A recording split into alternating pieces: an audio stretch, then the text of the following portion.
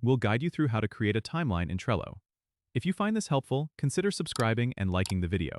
First, open your Trello board on your desktop. To get started, you'll want to enable the timeline view, which is part of Trello's premium or enterprise features, so make sure you have access to that. Once you're on your board, look at the top right corner or bottom and click on the Views button. From the drop-down menu, select Timeline. If this is your first time using it, Trello might prompt you with a quick overview of how the timeline view works. Now that you have the timeline view open, you'll see your lists displayed horizontally, resembling a Gantt chart. To add cards to your timeline, you need to make sure each card has a due date, or a start and end date.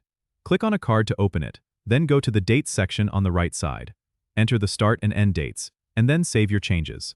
Once you've assigned dates to your cards, they will automatically appear on your timeline view, positioned according to the dates you've set. You can easily drag and drop these cards to adjust their timing directly in the timeline view. This feature is great for visualizing your project's schedule and ensuring your team is on track with deadlines. If you need to zoom in or out to see more or less of your timeline, use the zoom controls at the top of the timeline view. You can also filter your timeline by member, label, or list, which is handy for focusing on specific parts of your project. And there you have it, a complete timeline in Trello to keep your projects organized and on schedule. Don't forget to subscribe and comment if this helped you out.